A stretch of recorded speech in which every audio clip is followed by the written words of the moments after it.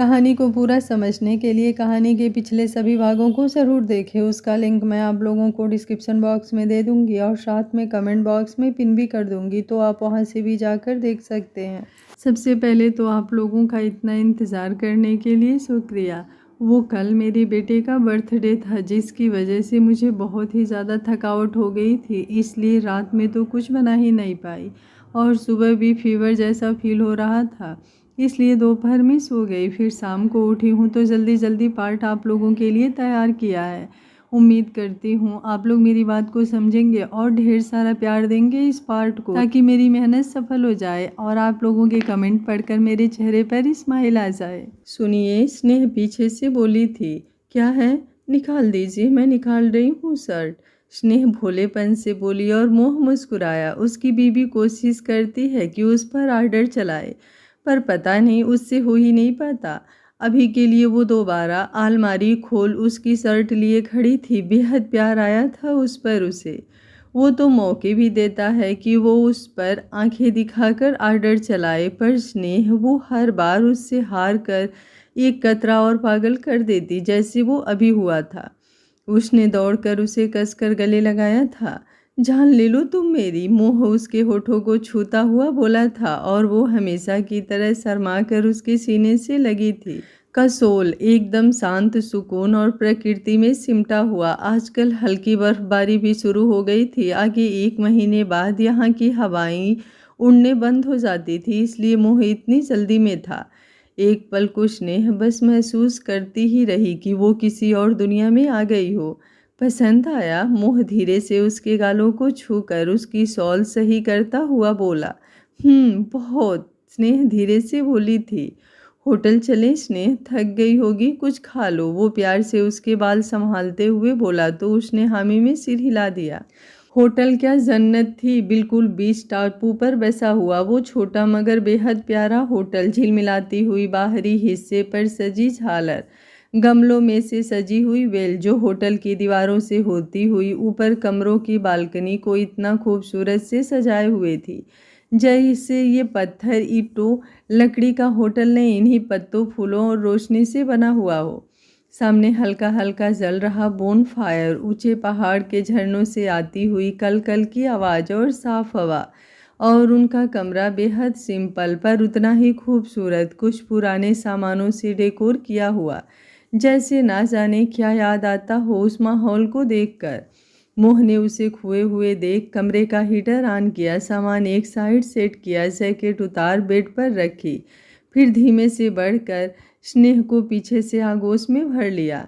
मुझे भी देख लो, मोह शिकायती लहजे से बोला था तो स्नेह मुस्कुरा उठी। अगर मैं कहूँ कि सब इसलिए देख रही थी कि आपको बता सकूँ कि सब बेहद खूबसूरत है, पर आपके साथ से ज़्यादा नहीं। स्नेह ठहरी हुई बोली तो मोह लाजवाब हुआ। मुझे ये जगह हमेशा से बेहद पसंद थी स्नेह, मोह आगे बोला था। मुझे भी बहुत पसंद आई। कुछ खाओगी? मोह उसके गालों पर गाल लगाकर बोला। अभी नहीं, आपको भूख लगी है? वो उसका गर्मा आगोश महसूस कर उसके सीने पर सर टिकाती हुई आंखें बंद कर बोली। नहीं। मोह उसकी बेपरवाही से बेताब होकर बोला। मैं चेंज कर लेती हूँ। स्नेह को समझती हुई मुस्कान समेटे उसके आगोश से निकली तो उसने उसकी कलाई पकड़ ली। साल फिसल कर फर्श पर गिर पड़ी थी। वक्त जैसे रुक सा गया था। स्नेह ने एक पल को नजरें उठाई। वाकई गलत नहीं थी वो। हर नज़ारा देखकर अब जो आंखों में नहीं दिल में उतर कर समाया था वो मोह था।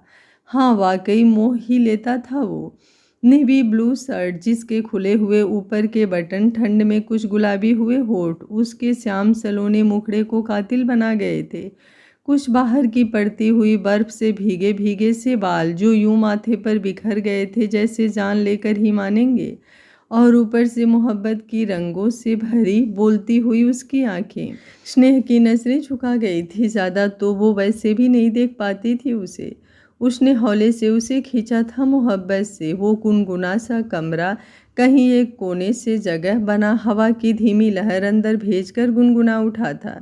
सुनिए, मैं चेंज कर लूँ? स्नेह लजाई सी बोली थी।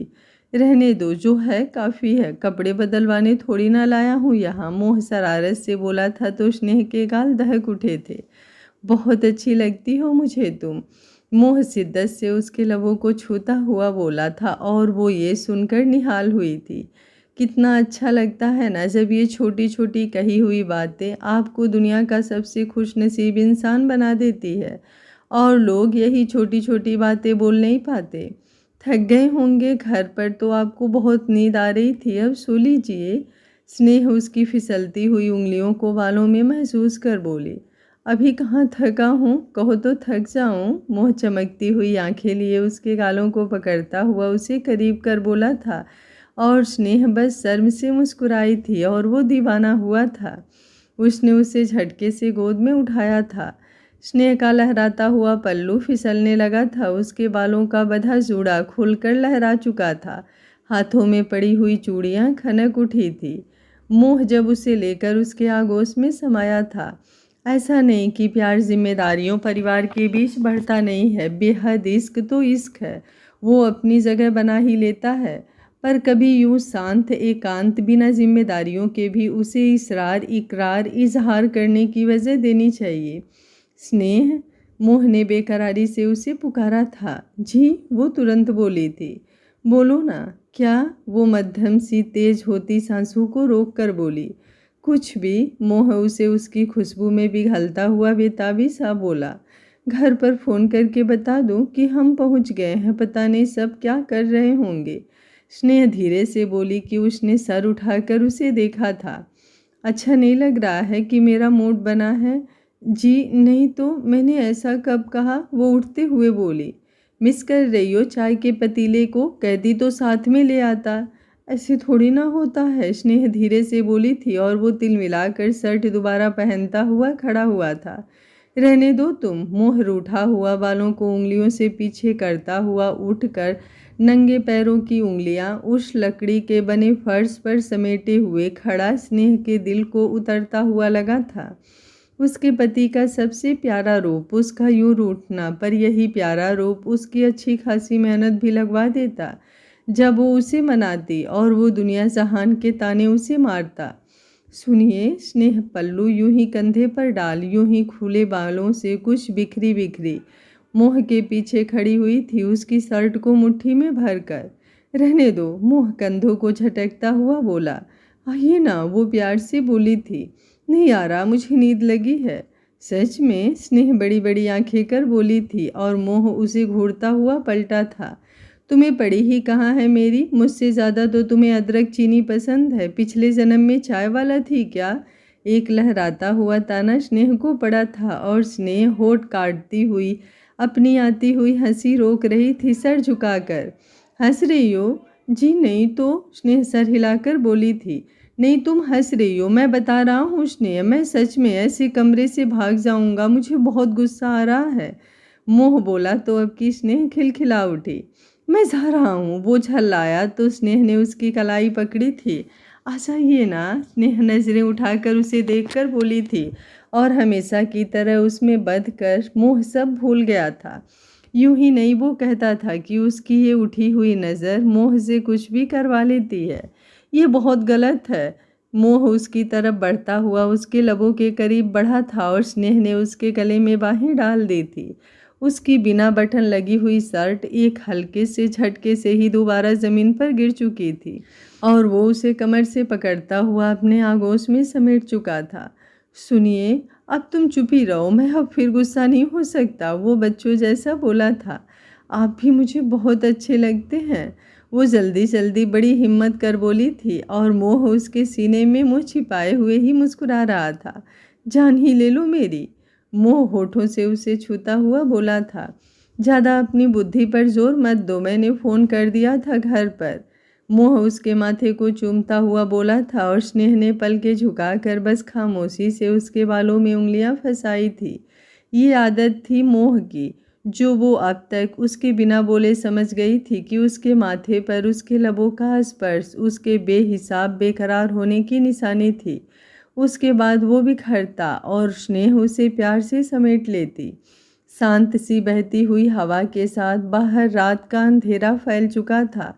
अंदर उनके दिलों में मोहब्बत की धीमी लौ के साथ ही खूबसूरत रात की याद के रूप में सुबह की धूप से फैले उजाले की हल्की किरण के साथ स्नेह की आंखें फ़ोन की घंटी सुनाई देने पर खुली। उसने उठने की कोशिश की, पर क्या करे, इतना ही आसान नहीं था। उसने मुश्किल पहले खुद को, उसके बाद अपने खुले बालों को मुंह की पीठ के नीचे से संभाल कर निकाला। वो बहुत गहरी नींद में था, इतना कि उसके उठने पर हिला भी नहीं। उस नर्म कंबल में लिपटा उसका निर्वस्त्र वजूद स्नेह के होठों पर मुस्कान ले आया था। उसने धीरे से बालों का जूड़ा बनाया और पास रखा फ़ोन उठाया। उम्मीद के मुताबिक इला का था। हेलो, बड़ी जल्दी फ़ोन किया। उसने कॉल वापस की। अरे मेरी चमकीली, खड़ी भी नहीं थी क्या वहाँ? जो टाइम नहीं देखा, 10 बज रहा है। क्या 10 बज रहा है? मैंने देखा ही नहीं। यहाँ टाइम का पता ही नहीं चलता। कैसे पता चलेगा? जब मोह भैया टाइम देखने देंगे तो पता चलेगा ना। पीछे से सब बोले तो स्नेह का मुंह गर्म हो उठा। मतलब ये इला क्या करा जाए, क्या पता। कहाँ हो तुम? वो धीरे से बोली। तुम्हारे ससुराल, और बताना भूल गई थी, फ़ोन स्पीकर पर है। इला इतरा कर बोली। बड़ी जल्दी बता दिया। स्नेह मुँह में ही बोली तो उधर सब हंस पड़े। आज सुबह ही जीवन जब कुंती देवी के अनुसार पूड़ी पुए पेटी भर कर उसकी और विभा की करवा चौथ लाया था तो उसके साथ ही इला और चुन्नू टंग लिए। वो तो दुकान चला गया, ये दोनों यहीं रह गए। तो अभी के लिए अनुज, विवेक, विनीता, विभा उनके साथ हो लिए स्नेह को सताने के लिए। अब आनो के बिना तो सभी अधूरी रहती। पिछले 2 दिन से मोह खुद तो काम कर ही रहा था, उसकी भी जान खाए था। इसलिए आनो कल घर ही नहीं गया था, यहीं पर था। और अभी इला से नाराज हुआ वहीं बैठा था, कम्बल सर तक ओढ़े। तुम्हारे हिस्से के लड्डू और पुए खा रहे हैं सब। अब विभा दीदी अपना ही हिस्सा खा पाएंगी ना। अब कल तो तुम सब भूखों मरोगे, वो आगे बोली तो स्नेह मुस्कुरा उठी। बोल तो ऐसे रही है जैसे ये सर पर सब उठाकर लाई है। अरे मैं ये कुंतल भर का बोझ उठाकर लाया हूँ, चुन्नू अपना क्रेडिट लेते हुए बोला। तो तुम भी कल भूखों मर लेना आनो के लिए। स्नेह धीरे से उनकी बात के बीच में बोली तो इधर की पार्टी की आंखें चमक गई और आनो शर्मा गया। जियो स्नेह जियो, क्या मौके पर चौका मारा है। बात तो सही है इला, तुम भी रहो करवा चौथ। अनुज तुरंत बोला। तुम शर्मा क्या रहे हो? मैं नहीं रह रही व्रत, तुम रहोगे, इसलिए ये लो पूड़ी और लड्डू खा लो। कल पूरा दिन भूखा प्यासा रहना है, 7 जन्म काटने हैं मेरे साथ ना तुम्हें। इला और किसी से तो बोली नहीं, आनो को देख कर बोली तो आनो ने मुंह बनाया। एक जन्म ही काफ़ी है, अगले जन्म कोई और ढूंढ लूँगा। कोई कमी है क्या मुझ में? बिल्कुल कमी नहीं है तुम में, पर मैं बना दूंगी ना कमी। ऐसी जगह से मुंह तोड़ दूंगी कि कोई और मिलेगा ही नहीं किसी भी जन्म में तुम्हें। बस बस बस, तुम उसका बाद में हुलिया बिगाड़ना, अभी स्नेह से बात कर लें। विवेक उनके बीच में बोला। वैसे स्नेह कैसा चल रहा है हनीमून, हमें भी बता दो। बीच में विनीता बोली तो सब एकदम शांत हुए और स्नेह शर्म से दोहरी हुई। दीदी आप भी ना, वहाँ सब होंगे, क्या सोचेंगे? स्नेह लजाते हुए बोली। अरे बता दो भाई, मैं जेठ बस लगता हूँ, बिहेव बिल्कुल वैसा नहीं है। अनुज फट से बोला। मैं बता दूं? स्नेह अभी बेड में शर्म से घुसती उससे पहले ही पीछे से आवाज़ आई। मुंह आंखें खोलता हुआ अपनी भारी आवाज़ में बोलता उसके हाथ से फ़ोन ले चुका था। क्या? तुम ही तो धीरे बोल रही थी, उधर वालों के गले तो फटे हुए हैं। आवाज़ मोबाइल से बाहर निकलकर बाहर रिसेप्शन तक जा रही होगी तो मैं कैसे सो पाऊँगा? वो स्नेह को अपनी तरफ देखते हुए देख बोला तो वो सर हिलाकर रह गई।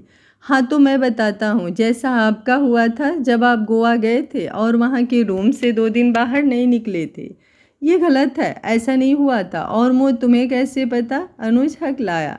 क्योंकि आपके दूसरे दिन की जेट स्कीइंग पैरासेलिंग की बुकिंग मैंने ही की थी और आप वहाँ पहुँचे नहीं थे। मुँह आगे बोला तो अनुज ने बच्चों की तरह मुँह बनाया और विवेक हंस पड़ा। और तुम मत हंसो, तुम्हारी अगले महीने की घूमने जाने की बुकिंग है तो याद रखना। मुंह बोला तो माहौल शांत हुआ। अब पता चले किसकी क्या पोल खुल जाए, उससे अच्छा चुप ही रहो। क्या बात है जीजू, एक ही बॉल में क्लीन बोल्ड। चुन्नू मोबाइल छीन कर बोला। तुम कॉलेज नहीं गए? उसने तुरंत सवाल किया। जीजू जीजू जीजू, करवा चौथ है ना, उसकी छुट्टी है। चुन्नू मनमनाया। करवा चौथ कल है और तुम किसके लिए करवा चौथ रख रहे हो जो छुट्टी है? मैं नहीं रह रहा तो क्या, मेरे लिए तो बहुत रहती हैं। चुनमुन बोला तो मोह ने स्नेह की तरफ लुक दिया, ये जताने के लिए कि देखो ये है तुम्हारा भाई। अब ध्यान से सुनिए सब, मेरी बीवी से कोई ऊट पटांग सवाल नहीं करेगा। बेफालतू में इनका बीपी लो हो जाता है, फिर संभालना मुझे पड़ता है। ओके बॉस, वो बोला तो सब एक साथ चिल्लाए और स्नेह कुछ खफा सी हुई। वैसे इला तुम रह लेना व्रत, कल का कुछ खाना पीना बच जाएगा इसी बहाने। मोह फोन रखते रखते बोला, जब जीजा मालदार हो तो साली भूखों नहीं मरेगी। इला जोर से हाथ उठाकर बोली तो इस बार मोह खिलखिला उठा। खैर उसने सबको रफा दफा कर फोन रखा और पलटकर जैसे ही स्नेह का हाथ पकड़ना चाहा वो उठकर खड़ी हो गई। मोह ने हैरानी से उसे देखा। उसकी नज़रों में उतरी नाराज़गी आज उसे अलग बना रही थी। स्नेह, वो आदतन बोली थी। सही से नाराज़ होना भी नहीं आता, वो मुंह में बोला था तो स्नेह ने आज पलके उठाकर उसे देखा था और मुंह मुस्कुराया था। कुछ कहा आपने? वो वैसे ही उसे देखते हुए बोली थी। नहीं, मोह उसकी आंखों की सुर्खी देखता हुआ बेड से टेक लगाए दीवानों सा बोला था और सामने उसकी जान लिए खड़ी स्नेह अपने बाल समेट रही थी। नाराज हो? नहीं तो मैं क्यों नाराज होऊंगी, मैं तो बस शर्मा कर बीपी लो करती हूँ, फिर आपको मुझे संभालना पड़ता है। स्नेह बोली कि मोह का दिल किया कि उठकर उसे बेतहासा चूम बाहों में भर ले। मतलब इतनी जल्दी वजह कौन बता देता है। अच्छा सुनो, ज़रा शर्ट देना। मोह बोला तो बढ़कर आगे आई और शर्ट उठाकर उसे दिया। मेरा मोबाइल दो, मेरा चार्जर कहाँ है? मैं देती हूँ, शायद बैग में ही है। वो बैग की तरफ बढ़ी। मेरा ब्रश लाई थी ना तुम? स्नेह धीरे से बोली। और मेरा परफ्यूम? वो भी। और तुमने मेरी वॉच रखी थी ना? मैंने आपका सब रख लिया था, अभी चाहिए सब निकाल दूँ? स्नेह पलट कर बोली और मोह को उसके चेहरे पर आए वो प्यारे हल्के चिड़े हुए भाव बड़े प्यारे लगे। हाय, पहली बार उसकी प्यारी बीबी कुछ नाराज हुई थी, वो भी इतने प्यारे तरीके से। चाहिए, मिलेगा क्या? मेरी बीबी। मोह मुस्कुराकर बोला, फिर बेड से उड़ता हुआ उसके करीब आया। स्नेह ने कदम पीछे खींच लिए। पीछे नहीं स्नेह, मोह बोला तो वो थमे। तुम्हें संभालने की मुझे तकलीफ़ नहीं, बेहद खुशी है, जानती हो क्यों? मोह सोखी से बोला तो स्नेह खामोश सी नज़र झुका गई। क्योंकि मुझे बेहद प्यार है तुमसे, बेहद। और दूसरी बात, ऐसे नाराज़ होगी तो कैसे रहूँगा मैं? इतने प्यारे तरीके से कौन नाराज़ होता है? मैं नहीं नाराज़ हूँ आपसे, पता है मुझे, क्योंकि नाराज़ तो मैं होता हूँ। तुम तो मेरी जान ले रही हो ऐसा करके। मुझे नहीं पता था मेरी बीवी ऐसे नाराज़ होती है। मोह कुछ यूँ बोला कि स्नेह मुस्कुरा उठी। हटिए, मैं नहीं नाराज़ होती। स्नेह उसके सीने पर हाथ रख कर बोली। अच्छा, नहीं हो नाराज़? बोलो। वो उसके हाथ पकड़ता हुआ उसके गले में मुंह घुसाकर बोला तो स्नेह खिलखिलाने लगी तो मोह उससे लिपट गया। सुनिए, अब मुझे नहाना है, स्नेह धीरे से बोली। नहाकर क्या करोगी? बहुत सर्दी है, कहीं सर्दी लग गई तो? मोह उसे जकड़ते हुए बोला तो वो मचल उठी। नहीं, आज आप मुझे बाहर ले जाएंगे, कितना खूबसूरत जगह है। मुझे देखो तुम, बाहर क्या रखा है? आपको तो मैं देखती ही हूँ। स्नेह शर्मा कर बोली तो मोह उसका कायल हुआ। जान ले लो तुम मेरी, ऐसे ना बोला करिए, और ले चलेंगे ना मुझे बाहर? अब ऐसे बोलेगी तो जाना तो पड़ेगा ही। वो मुस्कुराकर बोला तो स्नेह उसके सीने से लग गई और उसने भी उसे कसकर सीने से लगा लिया और फिजाएं गुनगुना उठी। यूं मोहब्बत रस्क जैसी नसीब होती तो हम भी कभी रुख में बदल थम जाते। दूर तलक फैली हुई सफ़ेद चादर जैसी धुंध, हल्का सा दिखता सूरज की किरणों का अक्स, जो बस यूं लगता जैसे एक सफ़ेद कैनवास पर कुछ नारंगी रंग गलती से गिर गया हो। सुंदर सी फ्लोरल गर्म कुर्ती के साथ वो नीचे मैचिंग पजामी के साथ ऊपर से जैकेट डाले वो बेहद खूबसूरत लग रही थी। अभी वो ऐसे ही पैदल आसपास की एरिया को टहल रहे थे जहाँ छोटे छोटे बाज़ारों की रौनक और रंग जमाए हुए थी। सुनिए, स्नेह ने पुकारा था तो वो मुड़ा था। जो उसका हाथ पकड़े अभी सामने देख रहा था जहाँ से जा रही एक लड़की के होठों पर सजी मुस्कान स्नेह का दिल जला रही थी। क्या देख रहे हैं? मोह अभी जीन्स शर्ट और ऊपर से लेदर जैकेट में, किसी की भी नज़र उस पर ठहर जाए ऐसा लग भी रहा था। कुछ नहीं, उस लड़की को देख रहे थे, स्नेह धीरे से बोली तो मोह ने हैरानी से उसे देखा। मैंने पहले ही कहा था कमरे से बाहर मत चलो, अब देखो दिमाग हिलने लगा है तुम्हारा। मैं यहाँ लड़कियाँ ताड़ने आया हूँ क्या? मैं वो नहीं बोल रही, मुझे लगा बस। आप गुस्सा क्यों हो रहे हैं? स्नेह बोली तो मोह ने उसे लुक देकर देखा। अच्छा ठीक है, मेरी गलती है, आप नाराज ना हुआ करिए। स्नेह उसके आस्तीन पकड़कर बोली तो मोह ने उसे एकटक देखा। क्या देख रहे हैं? अब कह दो, तुम्हें भी नहीं देख सकता? ऐसे थोड़ी ना होता है, वो धीरे से बोली। ऐसे मत बोला करो यार तुम। और एक बात बताओ, जलन हुई थी? नहीं तो, स्नेह उसके बोलते ही तुरंत बोली। अच्छा तो मैं देख सकता हूँ लड़कियों को? नहीं, वो तुरंत बोली तो मोह मुस्कुरा उठा और स्नेह सर झुका गई। उसके बाद वो बाकी कई जगह घूमे। वो बेपरवाही के रास्ते, वो समय का ठहराव। जिंदगी सबको सब कुछ नहीं देती, पर अगर कभी यूं वक्त आपके पास हो तो कभी कम से कम, कभी ज़्यादा में ऐसे पल जरूर चुरा लेने चाहिए।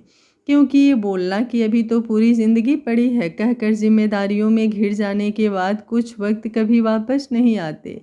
और जिम्मेदारियां वो तो कभी ख़त्म ही नहीं होती, क्योंकि वो तो बढ़ती हुई ज़िंदगी की परछाई है ना। थक कर रात तक वो होटल वापस आए। खाना उन्होंने बाहर ही खाया था। मोह तो आते ही सीधा बेड में घुसा था और स्नेह आदतन पहले चेंज करने गई थी।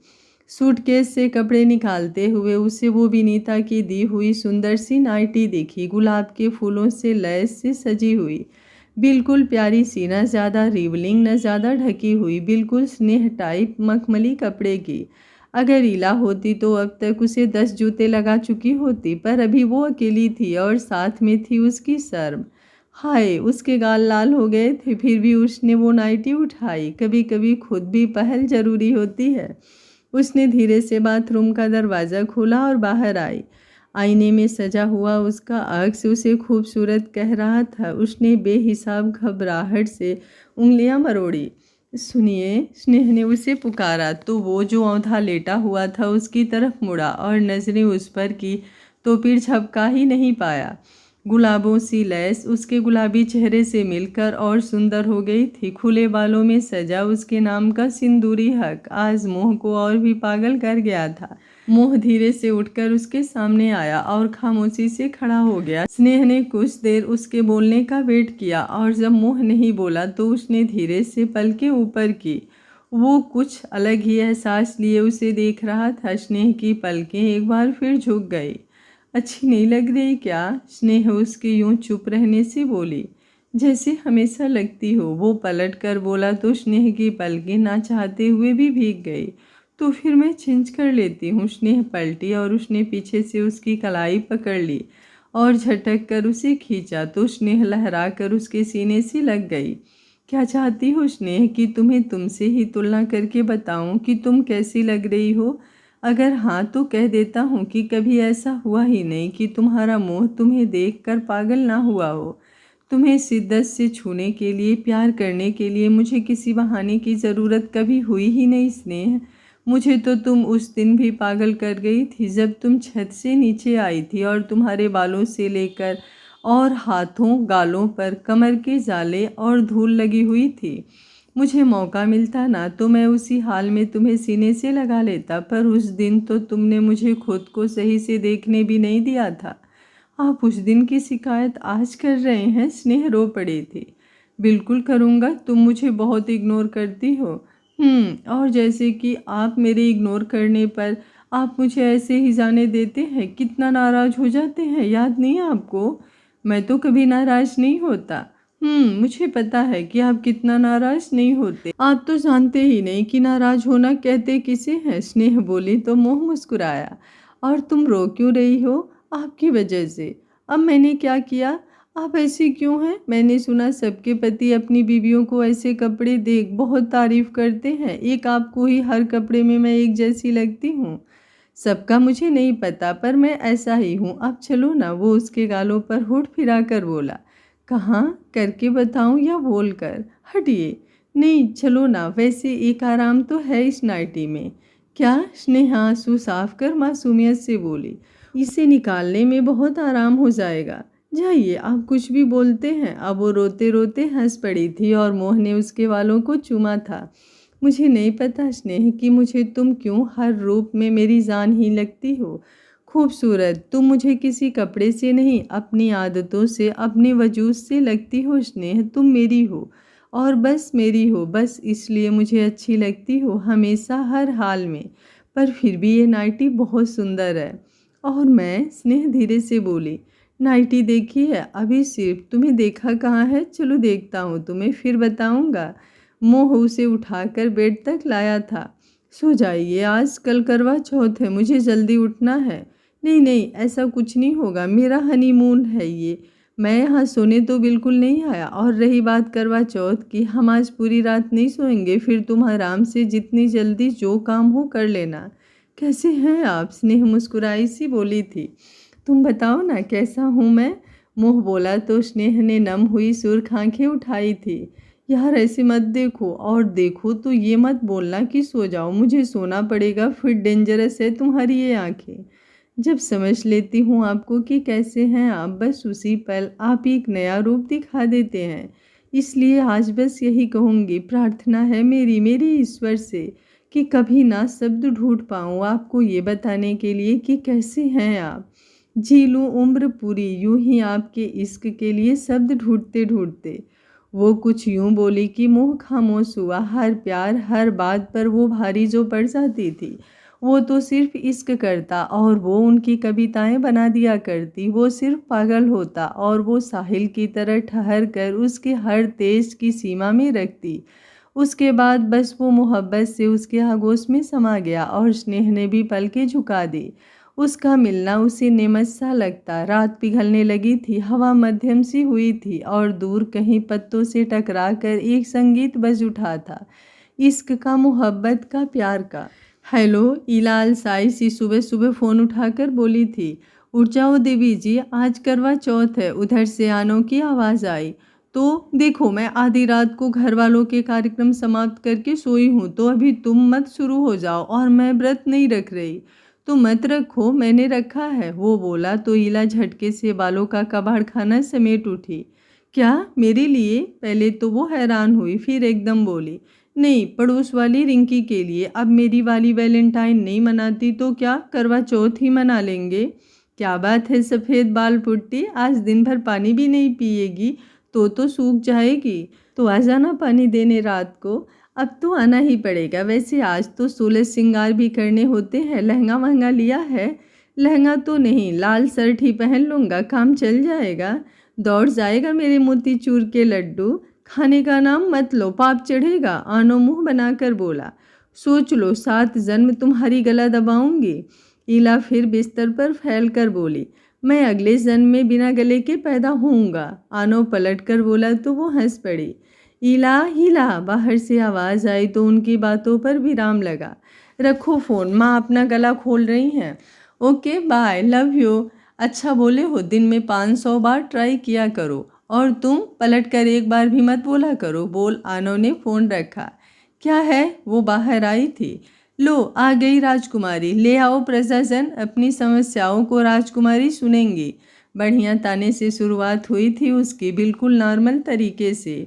माँ, वो कनमनाई। क्या माँ? कहा था बुआ की चूड़ी के कंगन उठा लाना साहिद की दुकान से, कहाँ है? और अपनी भाभी की आज साड़ी, वो भी आज लानी है। पूछा रात में होंगी कि बुआ अभी से मैं तुलसी तेरे आंगन की बनकर बैठ जाएंगी और भाभी की साड़ी मैं ले आऊंगी। शादी क्या हो गई विभा दीदी और स्नेह की, मेरी तो इस घर में नौकरों से ज़्यादा बुरी हालत हो गई।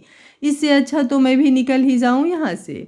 तुम तो निकल ही जाओगी, मेरा सोचो, पता ही नहीं चल रहा कि लड़का हूँ कि लड़की। चुन्नू पगलाया हुआ आया था। सुबह सुबह उसे कुंती देवी ने पड़ोस के कुम्हार से दिए लेने जो भेजा था। मुंह बंद करो अपना तुम दोनों, त्योहार के दिन अब शगुन ना फैलाओ और आज गला ना फड़वाओ। हमारा तरस नहीं तुम लोगों के अंदर कि घर में आज सब व्रत है। राधा पलट कर बोली थी।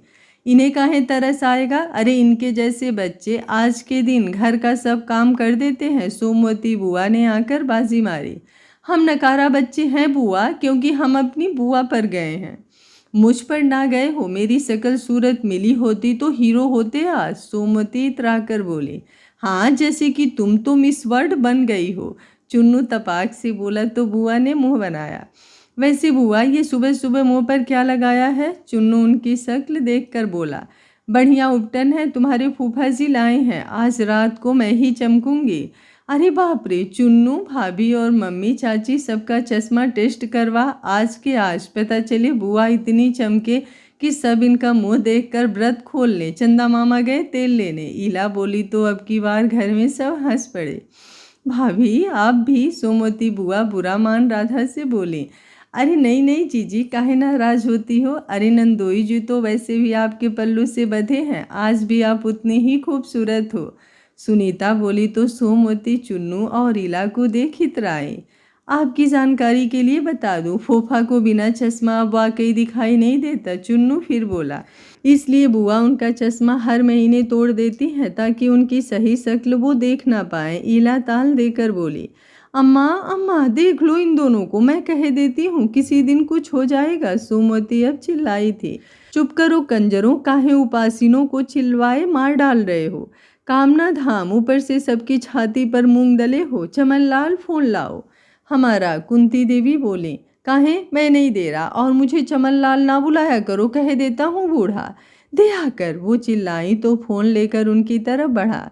इधर ईला देवी जी भी यहीं आंगन में बेशर्मी से फिर फैल गईं। रात होते होते स्नेह ने घर से लाई हुई हर व्यवस्था के साथ पूजा की तैयारी कर ली थी।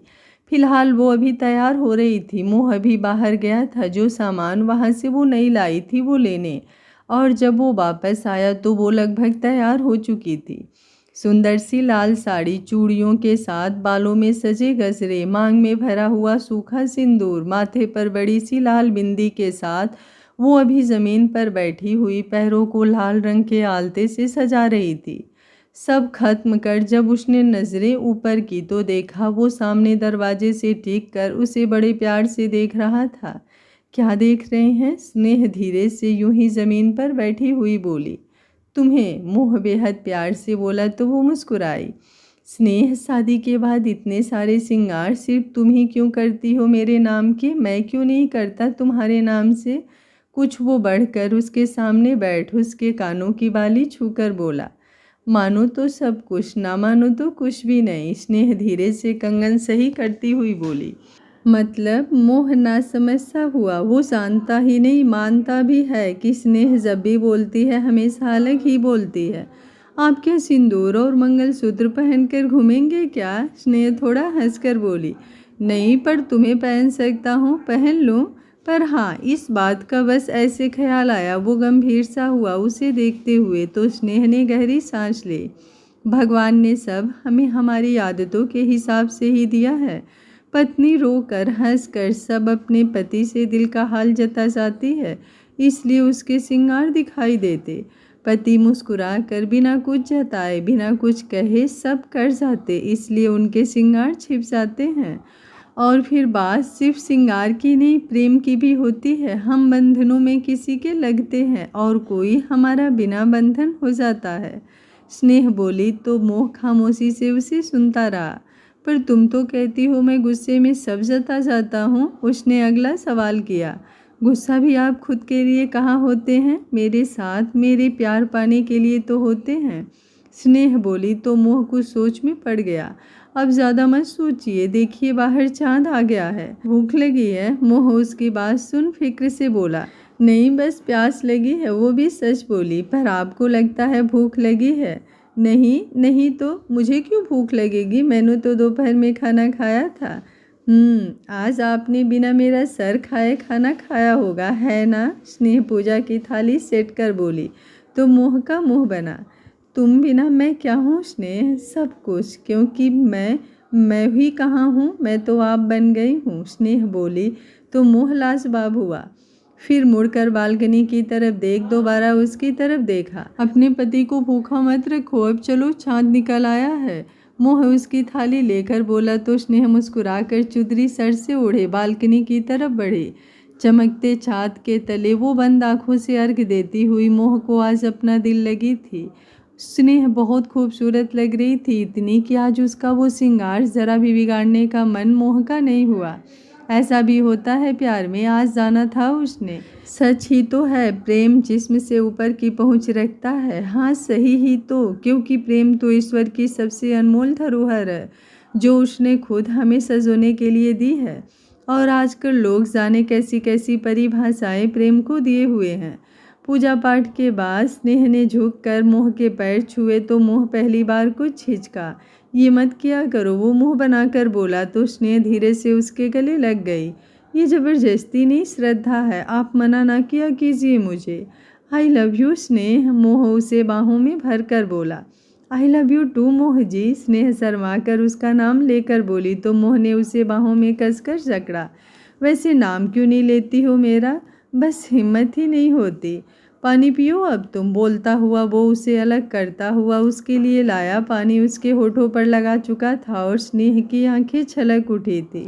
आज का पार्ट आप लोगों को कैसा लगा कमेंट बॉक्स में अपनी राय ज़रूर दीजिएगा। कहानी अच्छी लग रही है तो वीडियो को एक लाइक ज़रूर करिएगा। मुझे आप लोगों के प्यारे प्यारे कमेंट का इंतज़ार रहता है। Thank you for watching. मिलते गए कहानी के अगले भाग में, तब तक स्वस्थ रहिए, मस्त रहिए, अपना ख्याल रखते रहिए।